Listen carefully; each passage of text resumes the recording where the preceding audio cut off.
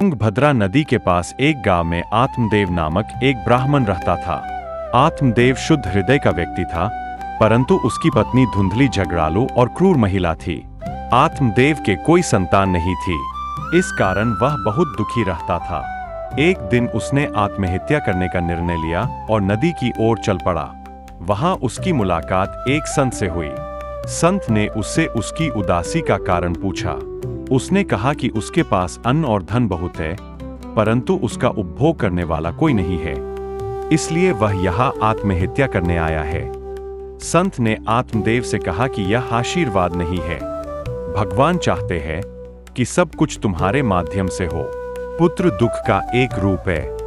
आत्मदेव ने पुत्र के लिए आशीर्वाद मांगा, क्योंकि मोक्ष के लिए पुत्र आवश्यक है। संत ने समझाया कि पीढ़ियों की रक्षा के लिए व्यक्ति को अच्छे कर्म करने चाहिए। श्राद्ध, मृत्यु के बाद किया जाने वाला वार्षिक कर्म केवल अगले जन्म को बेहतर बनाने में सहायता कर सकता है, परंतु यह मोक्ष प्रदान नहीं कर सकता। इसके बजाय यदि तुम स्वयं को भगवान को अर्पित कर दोगे तो इससे तुम्हारा कल्याण होगा। परंतु आत्मदेव ने संत से पुत्र प्राप्ति का आग्रह किया, अन्यथा वह आत्महत्या कर लेगा। तब संत ने उसे एक फल दिया और कहा कि इसे अपनी पत्नी को दे देना। पत्नी द्वारा फल खाने से उसे पुत्र की प्राप्ति होगी। आत्मदेव घर वापस आए और फल अपनी पत्नी को खाने के लिए दिया। धुंधली ने फल खाने के बजाय मिथ्या तर्क वितर्क करना शुरू कर दिया। उसने सोचा कि फल खाने से वह गर्भवती हो जाएगी और इसलिए दुखी रहेगी।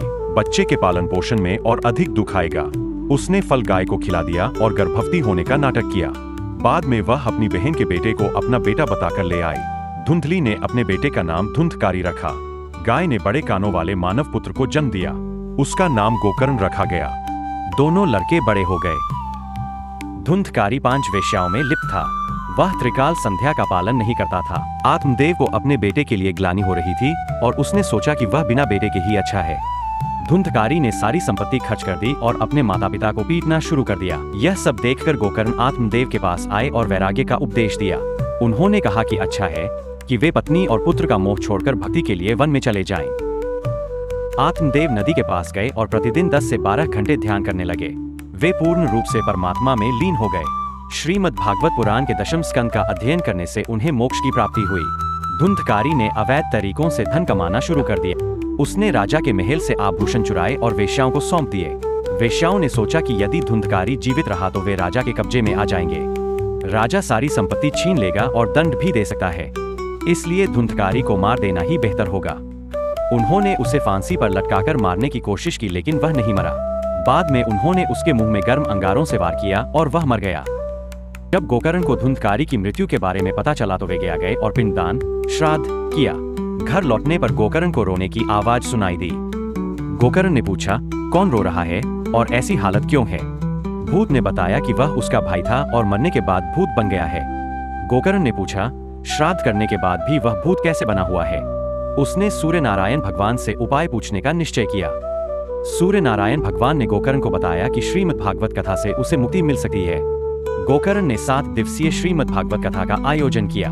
धुंधकारी भी कथा सुनने आया, लेकिन उसे बैठने की जगह नहीं मिली। फिर वह 7 गांठों वाली लकड़ी में घुस गया। हर दिन एक गांठ टूट रही थी। 7वें दिन आखिरी गांठ भी टूट गई और भूत को मोक्ष मिल गया। दोस्तों, हम सबको श्रीमद् भागवत जी का अध्ययन करना चाहिए ताकि हम सभी कर्मों से मुक्त हो जाएं। अगर आपको ये कथा अच्छी लगी है और आप इस तरह की कथा सुनना चाहते हैं तो कृपया हमारे चैनल को लाइक सब्सक्राइब करें ताकि हमारी वीडियो आप तक पहुंच सके।